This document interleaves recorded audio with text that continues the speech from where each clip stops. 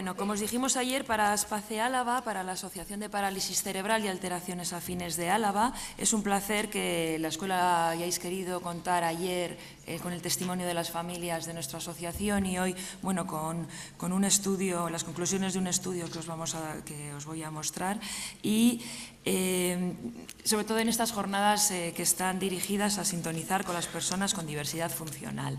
Estas jornadas, además, coinciden con una campaña de información y concienciación que estamos realizando por los centros de salud en colaboración con la Dirección Médica y la Dirección de Enfermería de la OSI recientemente, que algunas de vosotras ya me sonáis de haber estado por algún centro, y que está muy en sintonía lo que estamos realizando en esa campaña con lo que hoy se está escuchando en esta sala y ayer por parte de los representantes de las personas con diversidad funcional que hemos venido.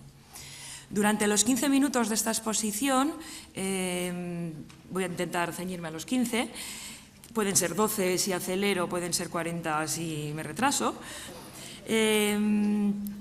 Lo que voy a intentar es que intentéis sintonizar un poquito más con aquello que ya ayer Isabel y Marisa os contaron, pero avanzar un poquito más, ¿no?, en qué es lo que estamos realizando ahora en el ámbito sociosanitario, sobre todo conociendo un poquito por encima cuáles son las características principales de la afectación a tener en cuenta dentro del ámbito sanitario, cuáles son las características principales de las personas con parálisis cerebral, qué acciones hemos llevado a cabo para abordar los problemas con los que las familias venían y se encontraban en el ámbito de la sanidad, y informaros de a qué acuerdos, bueno, aquí cuando planteábamos la ponencia eran conclusiones y hoy por hoy he de decir que son acuerdos con los que ya hemos llegado con la Dirección Médica y con la Dirección de Enfermería y son acciones de mejora que se van a empezar a implantar durante este año. Para ello, he basado principalmente la exposición en las conclusiones extraídas de un estudio que hemos realizado durante 2 años en la asociación y que se centraba en la atención sanitaria que se estaba dando en la comarca de Álava a las personas con parálisis cerebral y alteraciones afines. Es un estudio sencillo, porque somos una asociación pequeña, la hemos hecho entre los profesionales y las familias. No es un estudio con un título de 4 líneas como la profesora que expuso ayer y ganó un premio, no es un estudio sencillo, pero que a nosotros nos sirve para trasladar nuestras necesidades a Osakidetza. Vale, para que podáis entender un poquito mejor por qué las personas con parálisis cerebral y alteraciones afines se encuentran con una serie de necesidades en vuestro ámbito sanitario, sí que considerábamos importante que conozcáis así, sin hacer tampoco un máster, cuáles son las características principales de la afectación. Cuando hablamos de parálisis cerebral siempre vamos a hablar de la consecuencia de una lesión que se produce en el encéfalo cuando el sistema nervioso está en desarrollo y que esta lesión va a ocasionar daños en el tono muscular siempre, en la postura, por lo tanto, y en el movimiento, y que esto va a interferir en el desarrollo infantil. Asimismo, en la asociación trabajamos con personas que tienen alteraciones afines, que son aquellos otros trastornos o afectaciones que, si bien no tienen una prueba diagnóstica, sí que clínicamente se manifiestan con graves dificultades en el plano motor. Por eso en la asociación siempre, o en la exposición, hablaremos de parálisis cerebral y alteraciones afines. Vale, ¿qué es importante que se entienda de esta definición? Sobre todo, que cuando hablamos de parálisis cerebral hablamos de una lesión permanente, que no tiene cura, ya que las células dañadas no se van a regenerar. De aquí, importante hablar de lesión, no de enfermedad. No estamos hablando de personas enfermas, estamos hablando de personas con una diversidad funcional y de que es permanente, es decir, es para toda la vida. ¿Qué quiere decir esto? Que su origen es variado, es decir, una lesión cerebral se produce siempre que el sistema nervioso está en desarrollo. ¿Cuándo está el sistema nervioso en desarrollo? Cuando en el momento de la gestación, en el momento del parto, que suele darse a veces frecuentemente es ahí donde suele haber más lesiones, o en los 6 primeros años de vida, 6-8 años de vida. A partir de esa edad, si se produce una lesión en el encéfalo, hablaríamos de daño cerebral adquirido, pero cuando se produce en esa etapa, que es cuando se está formando el encéfalo, hablamos de parálisis cerebral. Esta lesión afecta fundamentalmente al movimiento, y cuando hablamos del movimiento en ocasiones está comprometida el habla también. ¿Vale? Se trata... es importante, quería aquí hacer hincapié en que la parálisis cerebral, las personas que tienen parálisis cerebral o alteraciones afines han conocido el mundo desde ahí.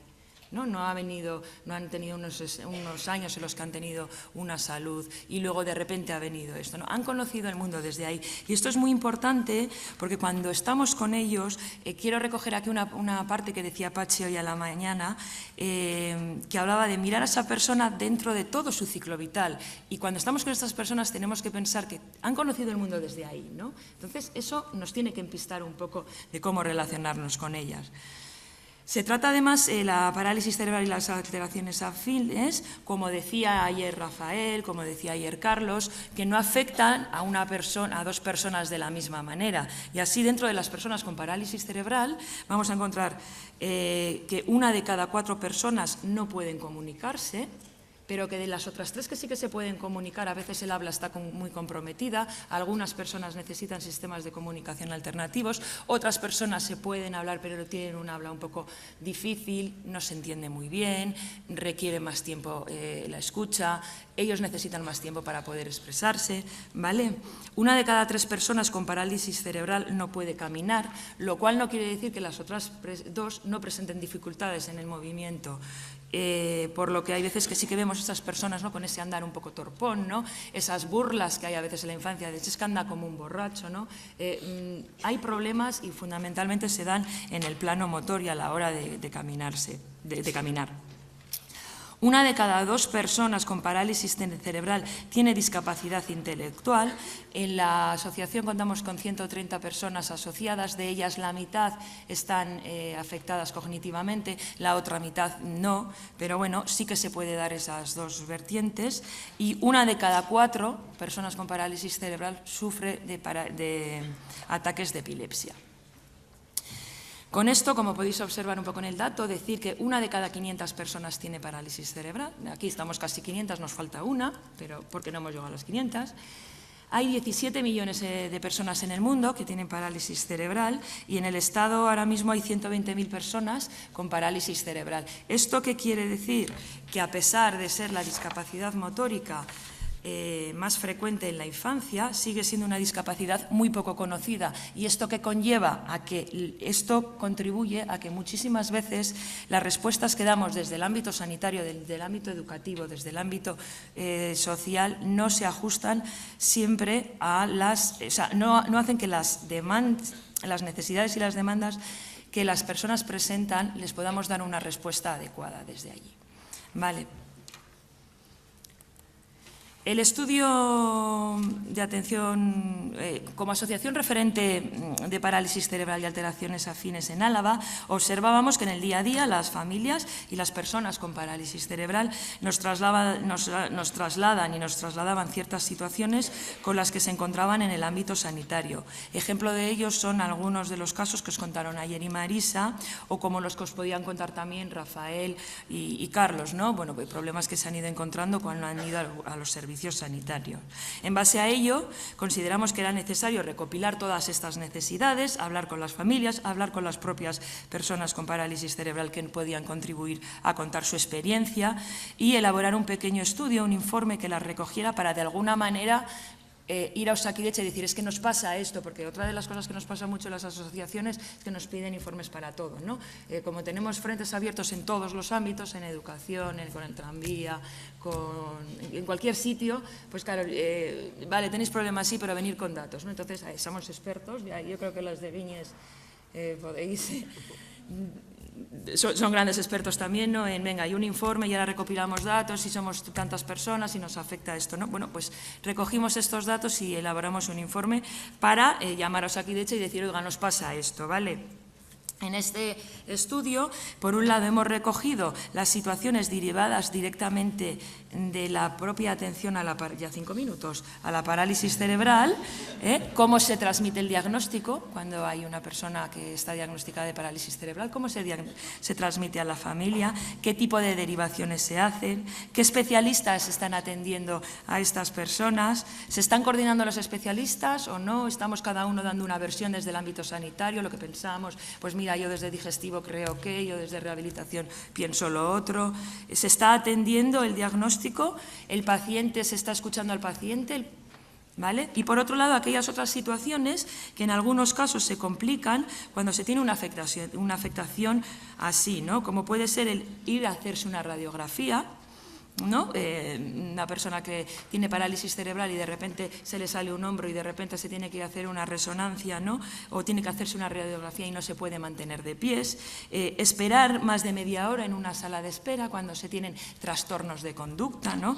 Cuando te estás autolesionando porque estás muy nervioso, cuando estás, venga a dar vueltas por la sala de espera y encima te acercas, que lo recogía antes Marisa, ¿no? A una persona, a otro paciente, ay, que se asusta, dice, ay, este que viene a hablar conmigo, ¿no? ¿Cómo se están dando esas salas de espera? La propia estancia en el hospital, ¿no? Tras un ingreso hospitalario, tras una intervención. ¿Cómo son esas habitaciones del hospital? ¿Nos podemos manejar con la silla de ruedas dentro de esas habitaciones pequeñas, dos camas, 2 sofás, tengo que entrar yo con mi silla, que como potencia la autonomía es enorme, no me puedo girar, todo se hace complicado? Colaborar con una resonancia médica, ¿no? No te muevas. No, es que no te puedes mover, es que si te mueves no te puedo hacer la resonancia ya, pero es que mis movimientos son involuntarios, yo a veces no puedo controlarlos, ¿no? Entonces, ¿para qué me mandáis a hacer una resonancia, no? ¿Qué pasa ahí? ¿Quién ha fallado ahí cuando me mandan a mí a hacer una resonancia, ¿no? Pruebas de digestivo que decía ayer Isabel, abre, cierra, traga, pero si no te entiende. Si su poder de autonomía, como señalaba Arantxa, a veces es de un 1% frente a un 99%. ¿Cómo va a abrir? ¿Cómo va encima a decir que abra la boca o que trague cuando tú quieras que trague, ¿no? A veces pues eso se complica. Vale. Las conclusiones de este estudio hablaban un poquito, incidían, bueno, si cuento por encima, en que, por un lado, la necesidad de una asistencia médica especializada. Hasta la fecha no existe en nuestro territorio una unidad de diagnóstico y orientación y seguimiento a pacientes con parálisis cerebral y alteraciones afines. Entiendo que en otras discapacidades tampoco, pero realmente no hay un equipo de referencia que esté coordinado, que una persona pueda decir, mira, pues desde aquí me van a atender, ¿vale? Otra de las necesidades, otras de las conclusiones en las que se incidía en el estudio es la de contar con médicos de referencia en las diferentes especialidades. Como os he dicho antes, 1 de cada 500 personas tiene parálisis cerebral, pero es relativamente pequeña la población, por lo tanto, se dispersa a veces en el ámbito sanitario, ¿no? Están los especialistas, hay 30 personas en rehabilitación y encima están repartidas entre ellas, ¿no? No hay alguien que aborde un poco, un equipo, un par de profesionales que hagan ese abordaje global.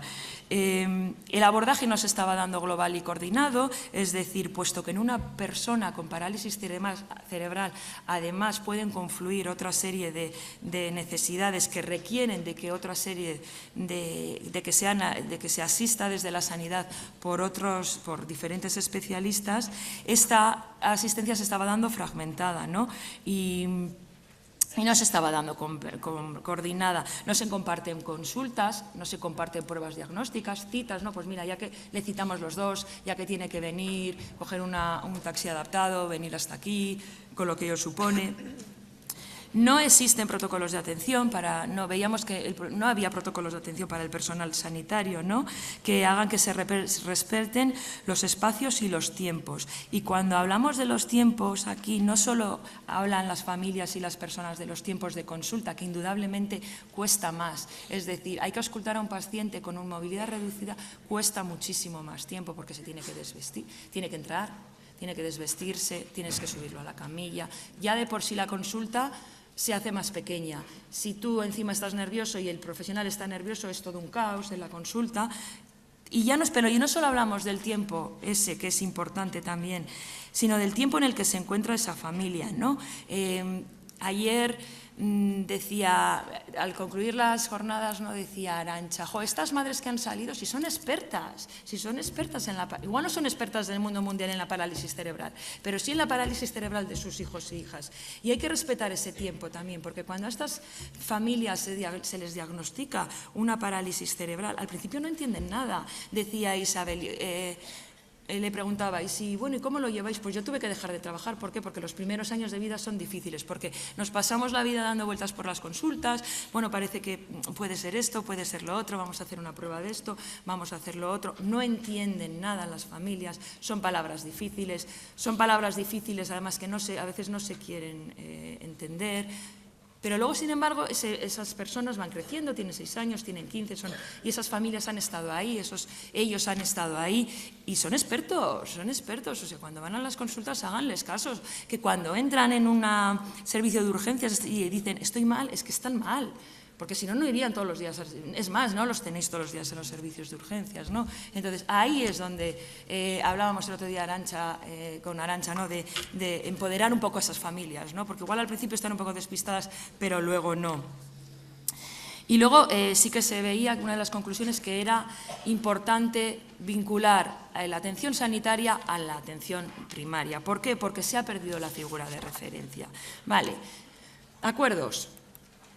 Vale, ¿qué hicimos? Concluimos el informe, nos pusimos en contacto, nos quedó muy mono, aquí lo tenemos, para el que quiera se lo enviamos en PDF, precioso, y dijimos, bueno, pues ahora vamos a llamar a Osakidetza y como siempre vamos a pedir una reunión y a ver si nos hacen caso. Pues bueno, pues en este caso parece que sí, han sintonizado con nosotros, así que aprovecho para el resto de colectivos que aprovechen, que ahora mismo hay una dirección médica y una dirección de enfermería que parece que se está involucrando y que quiere sintonizar, y decidimos ponernos las pilas entre todos y trabajar en 3 ámbitos, en el ámbito de la atención primaria, en el ámbito de la atención hospitalaria y trabajar también con las familias.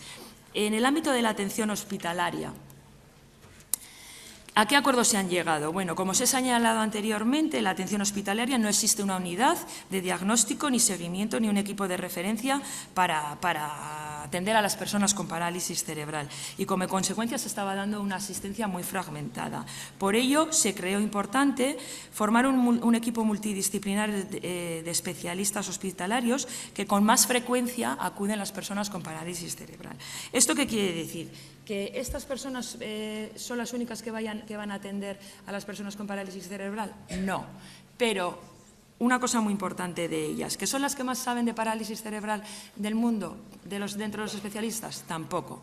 ¿Que son los especialistas que han querido estar? Es decir, que son esos especialistas que han dicho, pues yo quiero que cuando alguien tenga una afectación así, acuda a mi consulta. ¿Y esto qué nos hace? Pues probablemente que conozca más casos, ¿no? Y eso nos pueda servir a todos, a ellos, a los pacientes, a nosotros, pero sobre todo una cosa muy importante que ha salido aquí, ¿no? Que comentaba un poco Rubén, que han empatizado y ya solo este momento que entra una persona con una gran afectación por la puerta y el médico de referencia o el médico especialista que tiene que atender dice, o no lo dice, claro, no se puede decir, pero pone cara de vaya marrón me está entrando por la puerta. ¿Cómo pongo a este en la camilla? ¿Cómo hago yo le hago a esta persona yo una prueba que me va a requerir más tiempo? Con esto evitamos esto, ¿no? Que estas personas están comprometidas en que por lo menos no nos vamos a llevar esta cara de madre mía, ¿qué va a pasar, no?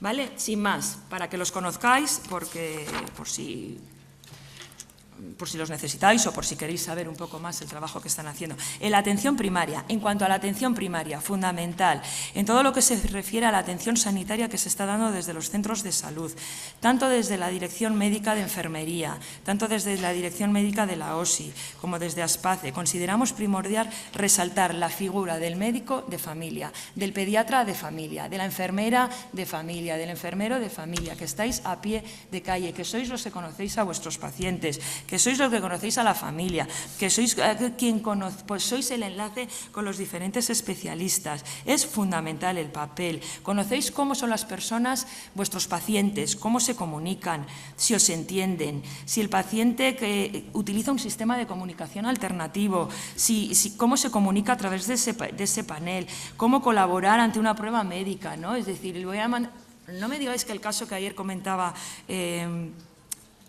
Rafael Ledesma, de 11, ¿no? Pues menos mal que fui con mi asistente, decía, porque si no, no encuentro la puerta 6.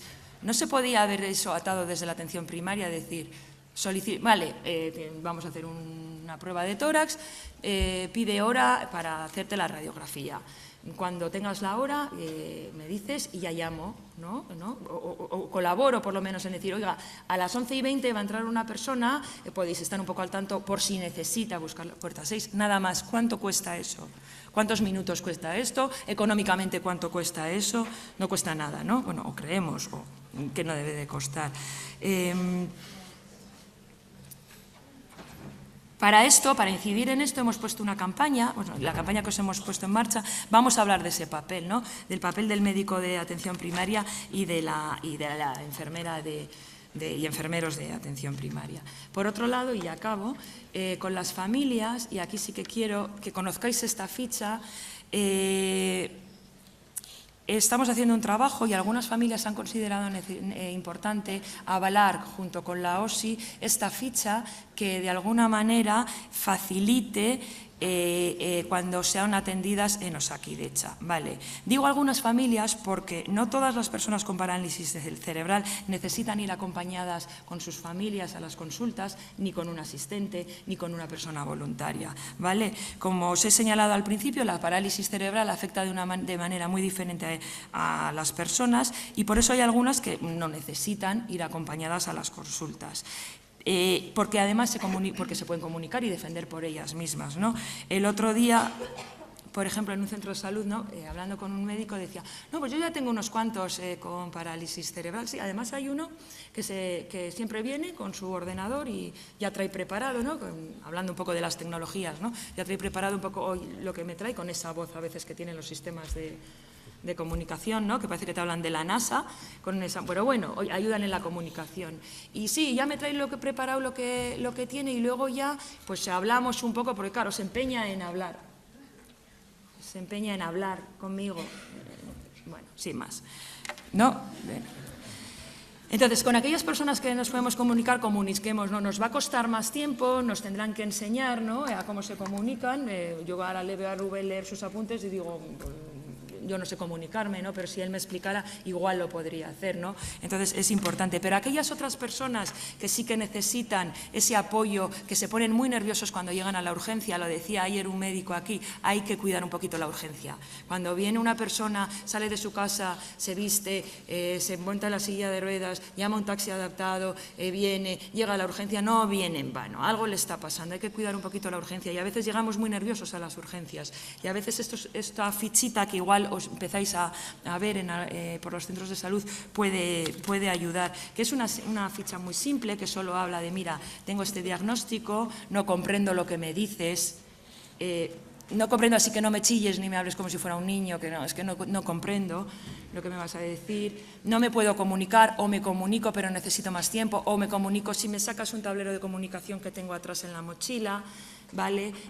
No me mantengo de pies o, oye, me mantengo con ayuda, utilizo una silla de ruedas, aunque eso es bueno, creo que está a la vista, mi dieta está pasada o otros datos de interés, ¿no? La medicación, pues no puedo tragar pastillas sólidas para que luego no me recetes algo que luego cojo el taxi, voy a la farmacia de guardia, llego a la farmacia de guardia y digo, ahí va, si no las puedo tragar, ¿no? Porque son sólidas, ¿no? Ese tipo de cosas que les ayudan a las familias, ayuda al propio paciente, ayuda, yo creo, bueno, ya nos diréis luego en el turno de preguntas si os parece que puede ayudar o no, os pueden ayudar a vosotros. Las enfermeras podéis ayudar mucho y los enfermeros ahí al médico a decir, no le estás prescribiendo algo que no va a poder tomar, porque también entiendo que las personas con diversidad funcional a veces tienen unas carpetas muy grandes en ese sistema que tenéis dentro del ordenador, ¿no? Y a veces es difícil encontrar la información más relevante, Decir que es compromiso de todos y todas, que ha salido también de todos, de la ciudadanía, de todos, de los pacientes, de las familias, de los especialistas de atención primaria, de atención hospitalaria, pero en realidad de todos, ¿no? De la ciudadanía. Y que contéis con nosotros, que contéis con las familias, que contéis con las asociaciones, que contéis con los diferentes colectivos, que contéis con que las personas, os los decía antes, Alberto, no están también atendidas en otros sitios y conocemos muchas cosas de ellas, ¿no? Que estamos ahí para colaborar entre todos y para hacer la vida un poquito más fácil, ¿no? Porque cuando hablamos de personas con diversidad funcional, no solo hablamos que es, de que se dan necesidades y problemas a luchar en el ámbito sanitario, hay muchos ámbitos en los que hay una pelea grande. Entonces, intentemos no ser tampoco muy paternalistas y hay pobres y ayudarles desde la ayuda, sino facilitar, por lo menos no molestar, por lo menos agilizar y por lo menos intentar facilitar, ¿no? Y que sea todo un poquito más fácil, ¿no? Porque hay veces que este tipo de pacientes se pierden en las consultas, ¿no? En el UA, en el nuevo edificio, rehabilitación, digestivo, se pasan el día entre la quinta y la sexta, ¿no? Y se pierde ese enfoque global y ese acompañamiento global. Y con esto creo que...